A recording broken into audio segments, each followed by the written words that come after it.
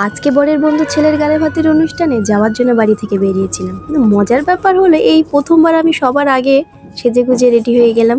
Finally আমরা পৌঁছে গেলাম গালে ভাতের অনুষ্ঠানে। আর এই দেখো গুলুগুলু বাবুটা ক্যামেরা দেখে মুখ ঘুরিয়ে নিল। সারাদিন ফটোশুট করতে গিয়ে ও অনেক বেশি ক্লান্ত। ক্যামেরার দিকে তাকাতে গুলুগুলু একটা এক্সপ্রেশন, কি যে কিউট। আর ঘুমও পেয়ে গিয়েছে, দুপুর তো অনেকটাই গড়িয়ে গিয়েছে।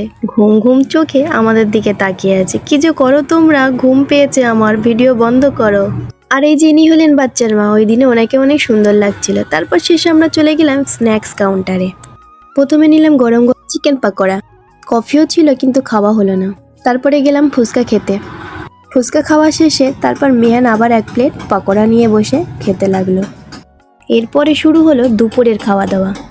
গরম গরম রাধাবল্লভী আর ছোলা মটর, ধোঁয়া ওটা সাদা ভাত, ডাল, বেগুনিও ছিল, ওটা আমরা নেয়নি। তারপরে ছিল কাতলা মাছের কালিয়া, চিকেন, স্যালাড, চাটনি, আর ছিল পাঁপড়, রসগোল্লা ও পায়েস। তারপরে শেষে ছিল হাজমোলা। ভিডিওটি ভালো লাগলে আমার চ্যানেলটিতে সাবস্ক্রাইব করে দিও।